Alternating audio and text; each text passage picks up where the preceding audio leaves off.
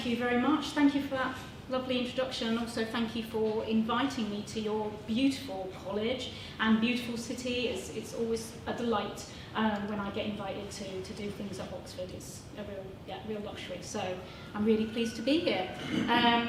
And yes, I will be talking about, I've got loads of slides, by the way. So if I scroll through some of them really quickly, that's just because I've got about 60 and I don't want to be like some relative giving you a slideshow about my holiday snaps and there's like 6 hours worth of slides. So some are just there to prompt me so that I don't forget what I was going to be talking about.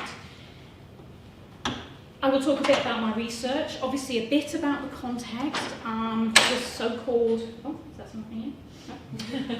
The so-called gender wars, and as a peace activist and someone who's been involved in the peace movement, I don't really like these militarised metaphors. However, it has become a shorthand and we all know what it means and what it refers to, and actually, sadly, I think the sort of violent, conflicting kind of metaphors are perhaps not that out of place actually, and can be quite applicable to the state of what is going on. So this whole research started with doing a qualitative survey research into queer and female masculinities. And that was motivated by lots of different things that I'll go on to talk about. But partly because I also come from a background in feminist activism.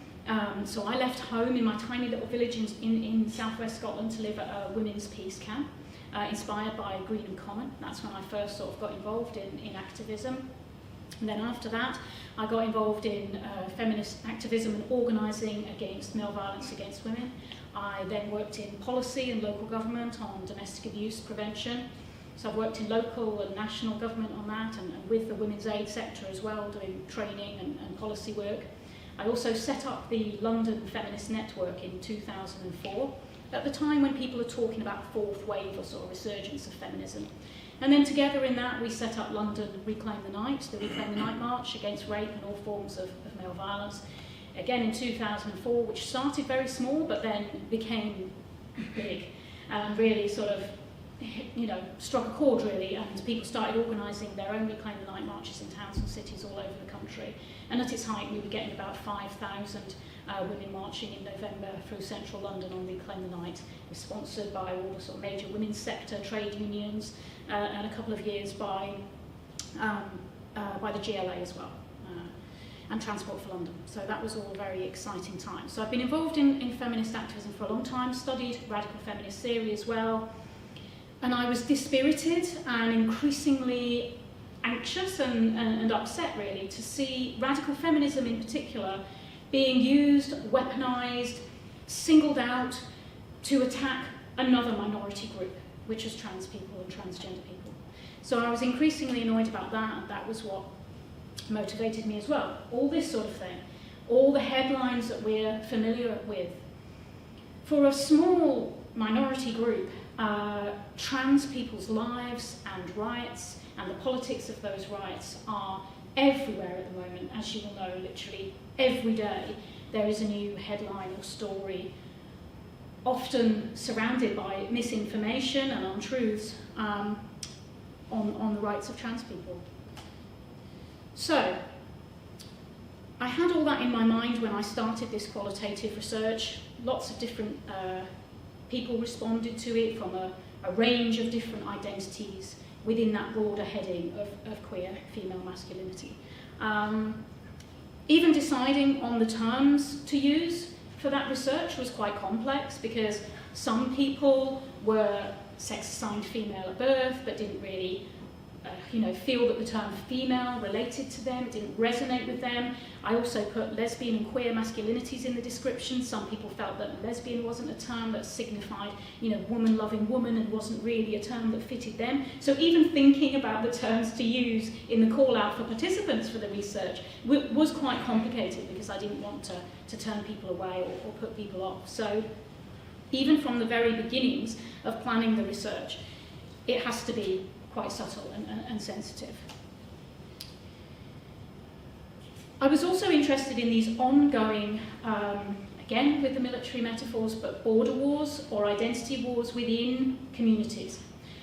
So there'd long been conversations, say last at their height in the 1990s with queer theory, about so-called butch flight and border wars between butch lesbians or butch queer female-bodied people and trans men or people that identified as transgender men. That was focused on at the time, probably in a way in queer theory that exaggerated its actual impact, because meanwhile people were involved in activism and culture making together, and these debates went on within the community. And I think that's one of the differences between then and what's happening now, is that then we had all these debates in good faith within the broader LGBTQ community. And everyone still managed to meet together for culture building, for events, for activism. But that was one of these so-called border wars. And what I saw was those old issues sort of being focused on again and being used in these gender wars now, mainly to frame trans men in particular as infantilized, as dupes of some transgender ideology, as poor, innocent young women who would just be lesbian if it wasn't for them being transed by trans ideology, by gender ideology. And that was, I saw that being used again, and I saw people referring to these quite old debates from the 1990s. There was also in the fields of academia, in sort of queer geography, and other areas, had been looking at the decline or disappearance of lesbian culture specifically. Not just unique to lesbian culture. We've seen a mainstreaming of the whole LGBT culture. That's happened anyway. That's happened for a lot of reasons. Changes in the nighttime economy, commodification of inner city centres, expensive rents, the decline of LGBT as being a subculture or a counterculture and being more mainstreamed. The politics of funding for nightlife and cultural spaces, now that assimilation has happened, so big companies and brands are sponsoring places, and the whole thing has just come more commodified and consumerised, which we've seen. But perhaps there is an argument that that particularly affected lesbian cultural spaces that had been set up in the 1970s and 80s, so lesbian publishing houses, music production, business networks, bars, clubs that were specifically for lesbians only. And it is undeniably true that those spaces have declined, if not outright disappeared. So that was going on. But as so often happens in this debate, many things were conflated together. Lots of things are going on, which do appear to be true. They are really happening. We can look at them and study them. It's not the fault of trans people, but what happened was that these things got conflated together. The butch flight, the disappearance of specific lesbian cultures, and the narratives became, it's because of the rise of trans identities and the popularity of trans identities. There's no lesbians anymore. There's no butch lesbians anymore. There's no masculine lesbians anymore. They're all being transed. Everything's being transed. Lesbians are losing their culture. So that was another reason that I wanted to research this area. And of course, specifically why I wanted to platform in my book the actual voices of masculine identified female queer people, because I was quite I was angered by these narratives that infantilized those people and painted them as victims. And you can see that in discourse from J.K. Rowling, the Times, of course, who today have come out in favour of the Roe v. Wade decision in America. Their editorial was, yes, the Times thinks it's best that politicians in states at local level decide on their own abortion laws. The Times has also been publishing quite vociferous anti-trans material for quite a long time. There's their writer Janice Turner, Children's Sacrifice to Appease the Trans Lobby. She writes a lot about how butch lesbians are being erased and lesbians are being erased, as does J.K. Rowling, as does the psychotherapist Stella O'Malley as well, and who did a documentary on how she was a tomboy and probably would have been, in quotes, transed if she was a young person today. There are also, alongside all of this happening, and maybe the two are not unrelated, there are definitely generational shifts in the understandings of sex, gender and sexuality. Again, that's undeniable. Younger people much more likely to identify as not straight, as not want to be boxed into any category at all, to identify as pansexual, much more likely to know people that use gender-neutral terms. This has been found by people studying in schools. Also, we should say, alongside the negativity, of course, that part of all of this and these generational shifts that we're witnessing, and young people's increasing fluidity and comfort with a variety of sex, gender and sexuality identities, is because there has been decades of trans activism and organising here in the UK. That is not new. Of course, some of the headlines that you'll see suggest this is also somehow some new thing, and it's not. And a lot of the changes that we see, are because of activism from the LGBTQ movement in this country going back a long time. E.J. Reynolds and Emma Bragg have done research on this in UK schools. They found over 23 different terms in use for gender identity, and young people in schools reported they were all very comfortable with that. They actually had a sort of vanguardist narrative about that. They saw themselves as revolutionaries, sort of pushing forward this whole area, and young people were proud of that. Okay. So, in the context of the gender wars then, questions about trans rights and trans people's lives are being swept up in the broader culture wars. And I don't think we should look at that question without looking at the culture wars more broadly, which is a right-wing shift, which is also against, well, we've seen it recently, haven't we, in all the bills that have come through, the police and courts and sentencing bill, the borders bill. We're seeing a rolling back of liberal progress. We're seeing sort of illiberal moves instead. The government's own equalities minister has said that schools should not teach about Black Lives Matter because it's too subversive.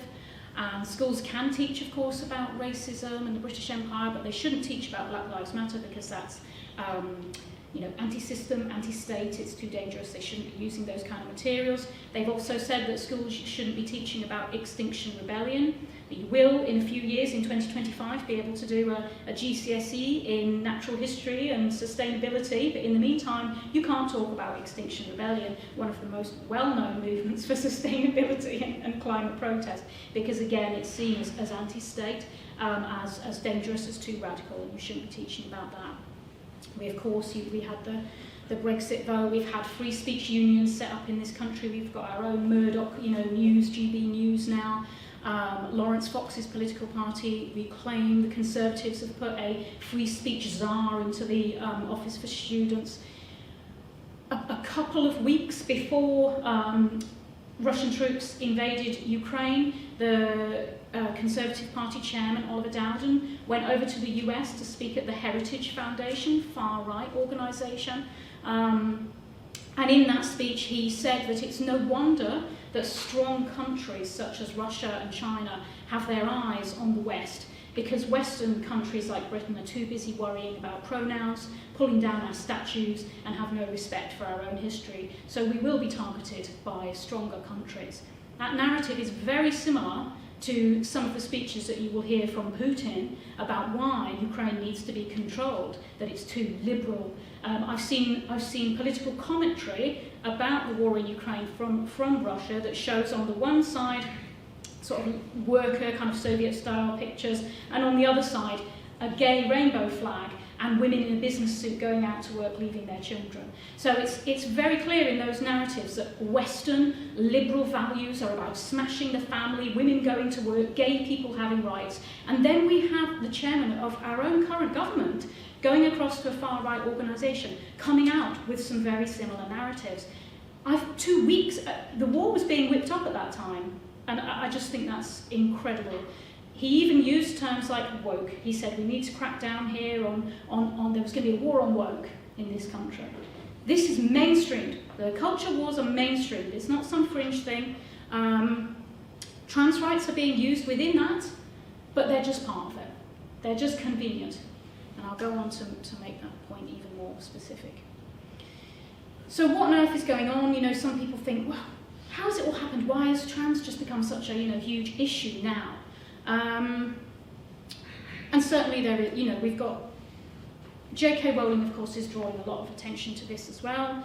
The LGBT Alliance is set up in direct opposition to Stonewall, calling itself the real gay rights organisation.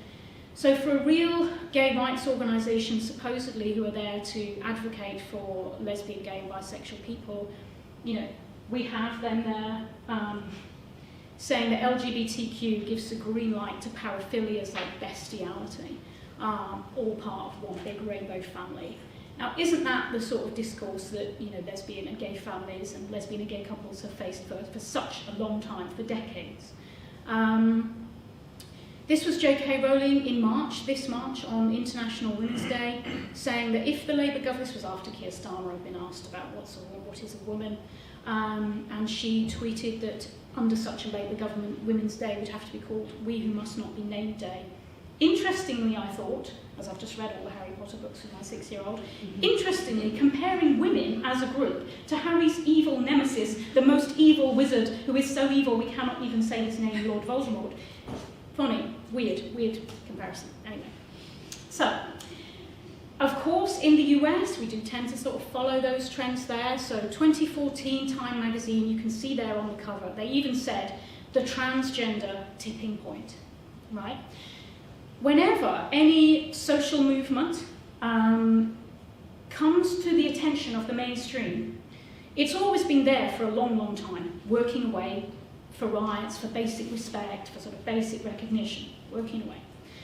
When it comes to mainstream attention, many, many people then see that movement and the people it represents for the first time.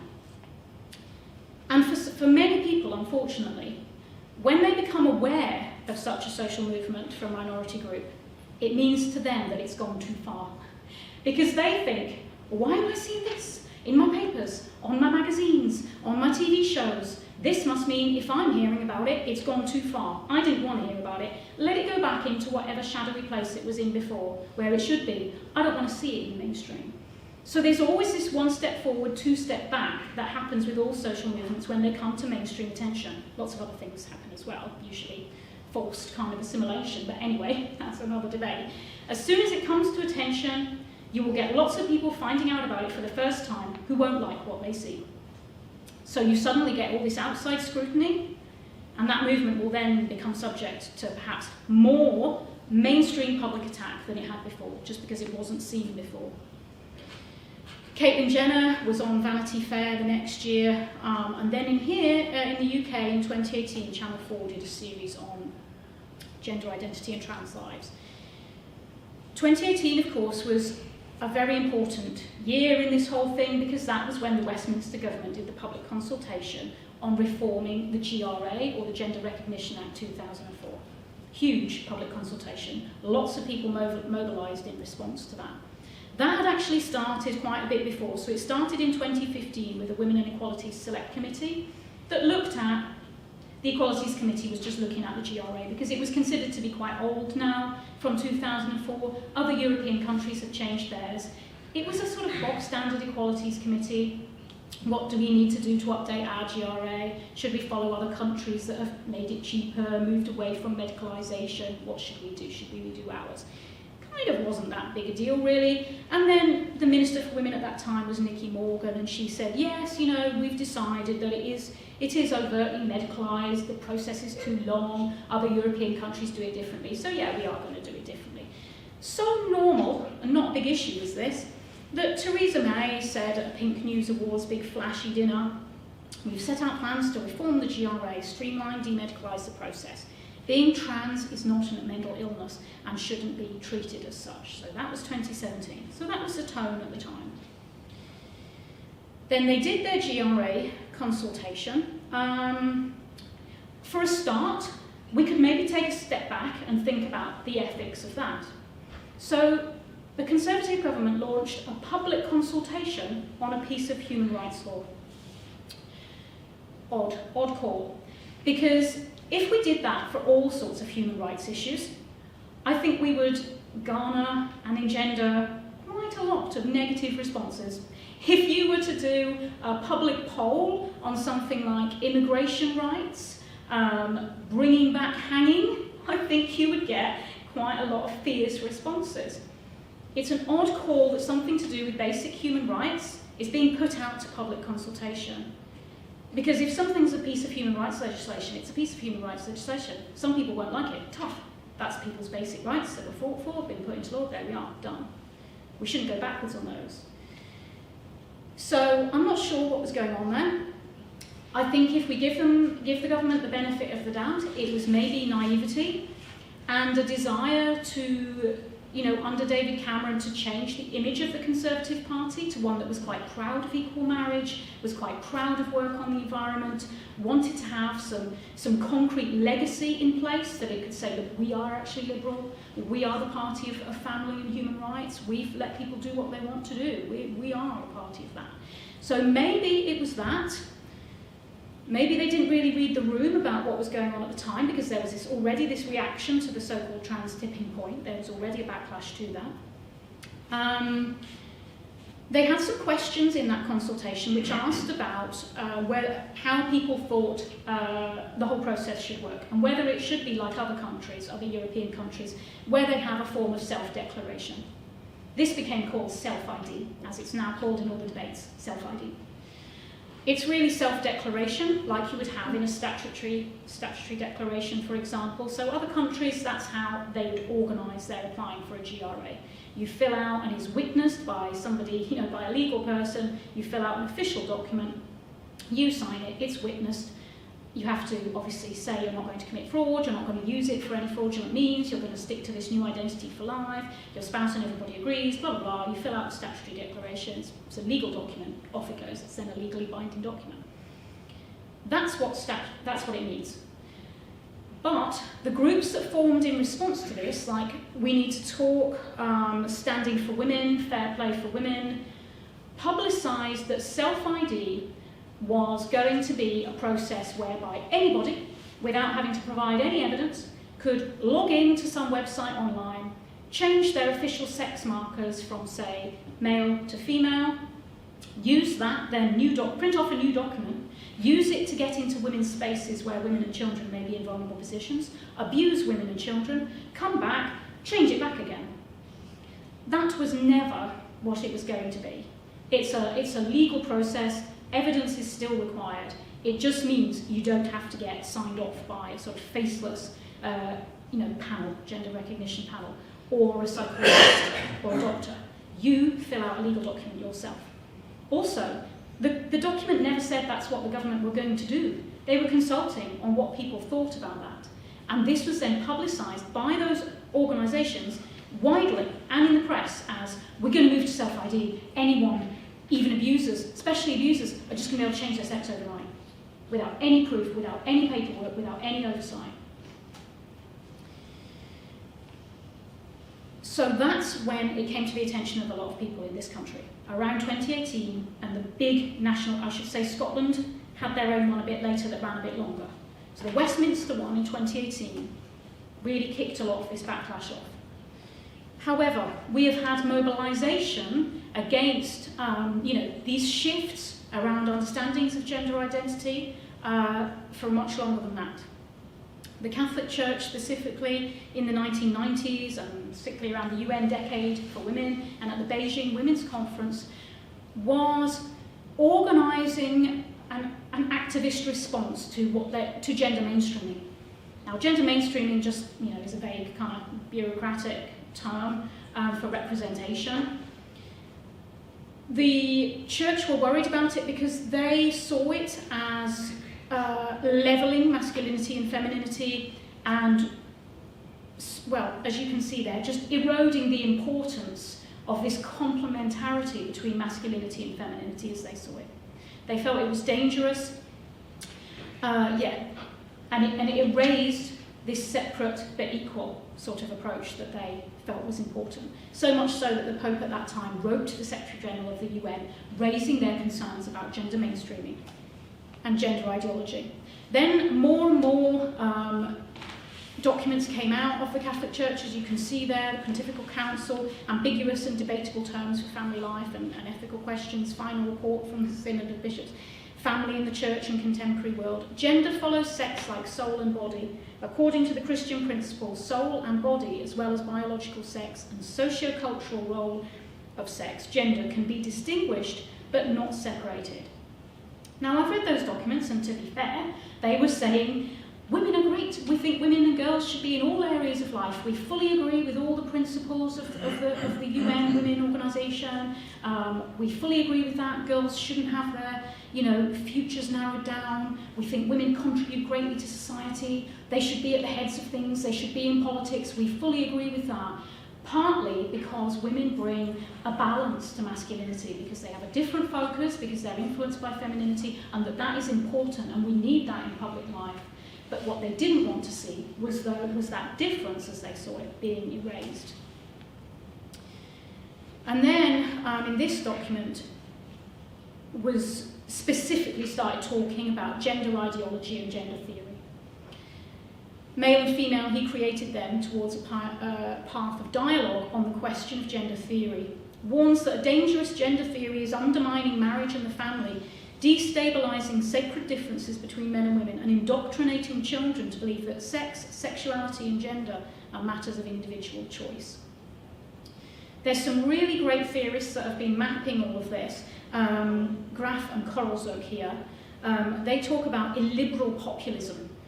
They've mapped this, they've mapped the emergence and progress of terms like gender ideology and gender theory and what people mean by it, which is that it's this very useful empty signifier in a way. It's a handy empty signifier, a vessel that can mean a lot to a lot of different groups, so it can bring many disparate, illiberal groups together. It can mean controls on immigration. It can mean no liberalisation of divorce. It can mean no to the Violence Against Women Act. It can mean no to abortion. It can mean no to gay marriage. It brings together so many people. Gender ideology, gender theory is seen as a banner that contains all these things. So mobilising against that gets a lot of different people. That's its power, really, and that's what they say. It's used by right-wing religious groups and governments. So this was also then, these moves against gender ideology were also going on in the US under evangelical Christian think tanks, sort of far-right nationalist groups. As you can see there, Christian fundamentalist groups like the Family Research Council, they actually have said in their documents that moves towards trans rights, and as they see it, gender ideology, they see it as a third wave of assault against the heterosexual nuclear family. The first wave of attack against the nuclear family was women's liberation, the second wave of attack was gay liberation, and they now see this as the third wave of attack against the nuclear family. Donald Trump became the first sitting president to speak at the Values Voter Summit run by the Family Research Council. People who've organised that used to run conversion therapy camps, literal pray the gay away camps. The history of them is very dodgy. So in Washington they had a summit on transgender ideology. An activist called Meg Kilgannon gave a speech there, and she said that lesbian, gay and bisexual or LGBT rights had taken hold in American schools, and attacking the trans community was the only way to fracture and break the hold, believing there is less public support for trans rights and that this could undermine the movement. And I've quoted her there, "Gender identity on its own is just a bridge too far," comforted Kilgannon. "Divide and conquer. For all its recent success, the LGBT alliance is fragile. Trans activists need the gay rights movement to help legitimise them." And speaking about Hands Across the Aisle, which is a coalition of Christian women and feminist anti-trans campaigners, which has one British member, that is Kelly J. Keane, or otherwise known as Posy Parker, on social media, who does the black and white female, now adult human, female woman thing t-shirts. Talking about that as a good example, Kilgannon said, "Who knew we agreed on so much?" Reassuring the audience there that feminists and lesbians all share the same view that gender identity is bad and is a form of lesbian eugenics to erase masculine lesbian girls. So again, we see this figure of the masculine female being used, which was what I said at the beginning, that you see in these narratives about tomboys being erased, being trans, young women being trans sort of against their will just because, you know, they're not being very feminine. All of this is simplified in the media to become this battle between, on the one hand, trans women, and on the other hand, TERFs in particular, standing for trans exclusionary radical feminists. The term TERF has become so widely used now, it's almost meaningless. It doesn't refer to anything to do with radical feminism. People will say, Donald Trump was TERFy. Well, he's hardly a radical feminist. You know, he's not a radical feminist of any sort of school or stripe at all. But I am not naive about how language develops, particularly online, and so I have to accept that the term TERF has now become shorthand for vociferously anti-trans. Anyone that is vociferously anti-trans, man or woman, feminist or not, is often given that label. So that's how it's become. But it annoys me because I actually know what radical feminism is. The term TERF, the acronym, arose from a radical feminist message board.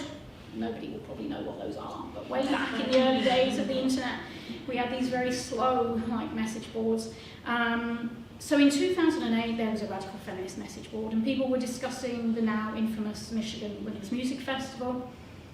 And the term was coined. It'd probably been used before, but that was the first time anyone's got proof of it existing, you know, keyboard to internet proof. It was used just to avoid having to spell it out in full, because there were some radical feminists on there who were pro-trans inclusion, working with trans women. Their politics supported all that, not a problem. Then there were some radical feminists who had their own politics, which they did not believe it was appropriate to work or be in activism with trans women. So in order to avoid spelling it out the whole time, they came up with this acronym TERF.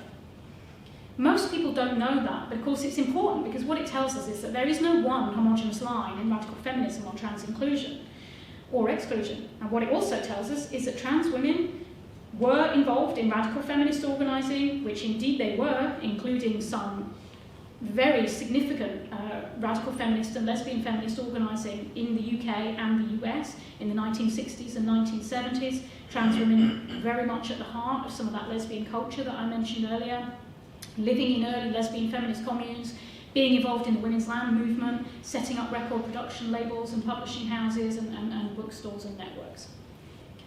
In a way, I also worry that this terminology TERF erases that, erases the history of that involvement.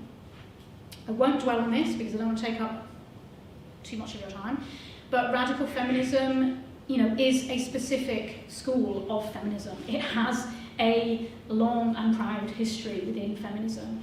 It has its own political theory, its own style of activism. It, of course, wants similar things to what all feminism wants. So it wants equality, for women vis-a-vis men.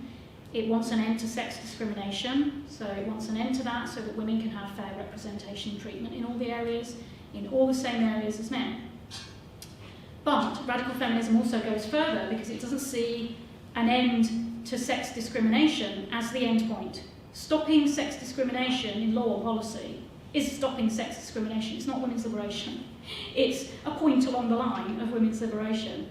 It's also just necessary. Any sort of human rights organisation can't support outright discrimination. So it also recognises these other 4 points, which to some people might not seem, that radical, but they do define it against some other schools, say socialist feminism, liberal feminism. Okay, so I wanted, as I said, to platform these people that are so often victimised. I apologise for, I don't really see them, but horrible photos there, which was, that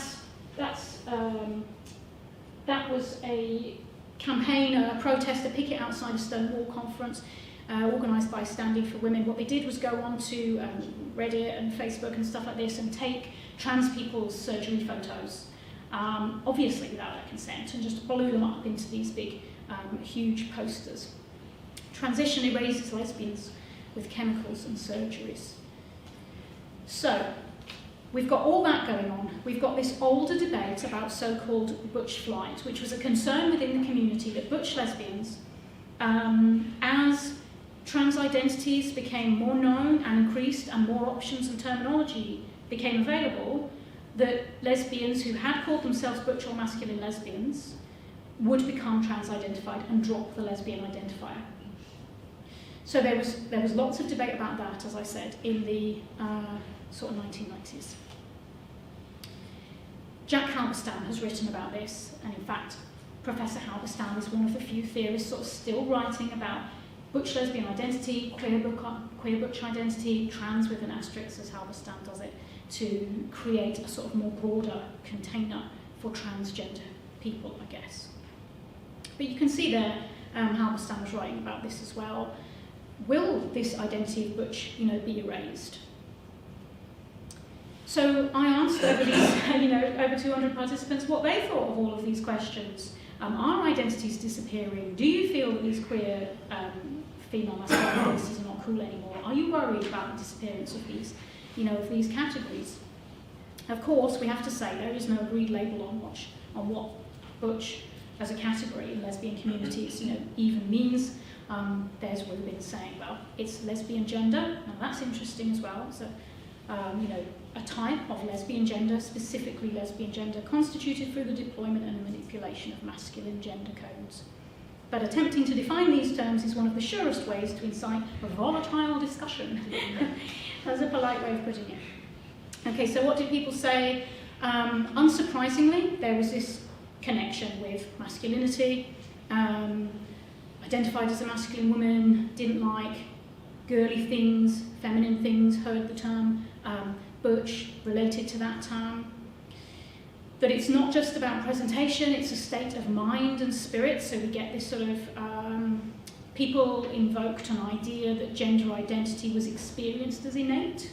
Although interestingly, the majority of my respondents would say, because they thought about these things a great deal, they would say, I know it's not innate, and I'm not an essentialist, and I'm not saying I was born this way, but that's how it feels to me, because as long as I can remember, I have felt blah, blah, blah.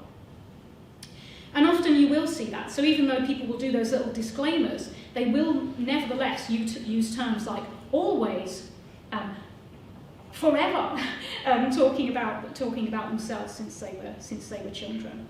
Masculine clothing, the way we hold our bodies, so people did talk about deportment, they talked about taking up of space, more stereotypically masculine than feminine. Butchness makes me visibly queer, it's brave and exhausting, it's a choice, subtle but constant struggle of not fitting a gender norm and how that is received. Respondents also pointed out that this whole, the whole category is intersected by social fractures along the lines of racism and social class as well. So one respondent there, Kaz, said, yes, okay, the term butch has decreased in LGBT spaces, but mainly in white communities. In black queer communities, it hasn't declined so much. Terms like stud, which is a term in black communities to mean butch, to mean masculine, lesbian, still very much used, people were saying. So pointing out the importance of not taking, which is of course the main representation in the culture, a white queer picture to represent the whole actually of LGBT communities. And this was why B. Cole set up this Brown Boy project in 2010, and it was Cole who coined this term mock or masculine of centre. The deep irony is that historically butch identities have been more embraced among masculine of centre women of colour than by white queer communities, but despite this rich history, the image of what butch looks like in popular media and academic writing is still overwhelmingly white. Then we had people also commenting that they felt that the popular sort of stereotypical understanding of butch lesbians was sort of blue-collar, working-class identity. And so sometimes people felt a bit anxious about taking on their identity. So they said, well, I'm not working class, or I don't work in a manual trade. Can I really call myself a butch at all? So here one respondent said, my hair isn't short enough. Anytime I claim that identity, people tell me I don't look butch. I'm very educated, I dress like a posh guy, and butch aesthetics seem more working class. Maybe I would call myself dapper. And although people identified with masculinity and displayed masculinity in terms of presentation, many people said they didn't actually like what masculinity meant in mainstream culture. They didn't like mainstream masculine norms, what masculinity was meant to look like. They saw the pressures of it on boys and men. They didn't want to have any part of that. They didn't want to feel they had to live up to any part of that. I've always identified as masculine, but not with dominant masculinities. I'm most definitely not male, and actually I don't much like a whole lot of heterosexual men, so I won't respond to. People talked a lot about clothing, of course. A lot, not just about clothing, but kind of how they wore it, how they felt in it, how they presented themselves. It's to do with the look rather than anything else, and the bravery needed to wear it. Dressing in a masculine style, I'm much less comfortable about identifying with aspects of behaviour as masculine, as I see those as being largely socially constructed.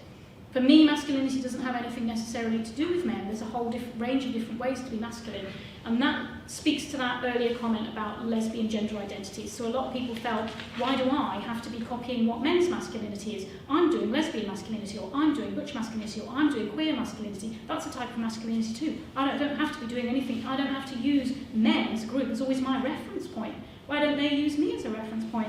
I'm doing my own thing. Embodiment.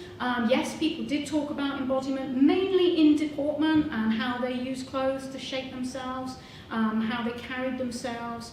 People didn't talk, occasionally, people spoke about actual kind of sexed bodily features, but not that much. Now that was probably because there wasn't that many trans men who responded to the survey. There was only a handful. So most people, some people were taking hormones to masculinize their appearance, but the majority of people had not had any surgical interventions, not had top surgery. Most of them, some had.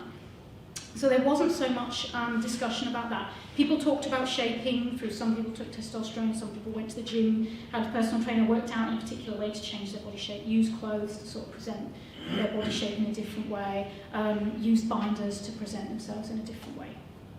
And then some people did talk about it as an essence.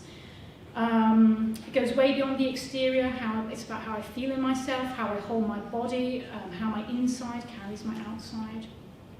This has been studied, if anyone is from the field of psychology. Two psychologists, Heidi Levitt and Horn, have studied butch lesbian communities and how people experience their gender identity as innate, or very much long-standing, something they were aware of from early childhood. Sally Munt has also written about this, Professor Sally Munt, in a book called Inside Lesbian Gender, Butch Femme Inside Lesbian Gender. This is Heidi Levitt as well, and I stand here. They've written about this, and they've also talked about how queer, masculine, female people and butch lesbians are often left out in the field of psychology that's looking at gender identity, because people assume that those are on some sort of route towards transitioning to be a trans man. And to their credit, they are doing lots of in-depth research to say, well, some of those people are happy in the identity they're in. They're not transitioning to be a trans man. They're shaping their bodies and changing their presentation, but they identify as queer, masculine-centered people or queer lesbians. People talked about how sometimes they were misread in terms of their sex was misread, but their gender was not misread. The complications that caused. So some people said, well, yes, they are masculine and they present in a masculine way, but why does everybody see that synonymous with male? So that people would see their gender presentation and then go, oh, you must be male. You need to go here, or you need to go to those toilets, or you shouldn't be here, or you shouldn't be in this place. So they talked about misreading in that sense. We often hear about missexing, and that's what it is. Their sex was being read differently, but their gender was actually being read correctly. People did not feel safe in women's spaces. Almost everybody talked about toilet trouble, being asked to leave women's toilets, being asked what they were doing there, being thrown out of them, having security called on them. My greatest irritation is having to deal with other women in public toilets who are shocked by my being there. I have anxiety around others, no public toilets for me. Some people just were not using them. Public toilets are entertaining. Men follow me into the ladies and then have found there's no urinals there. Some women assume they're in the wrong toilet and then go. So everybody talked about that as well. Woman, and whether woman was home or not. Interestingly, most people said they would use this term politically, but that they did feel that women had certain connotations that did not always apply to them. Because maybe, partly, they've been made to feel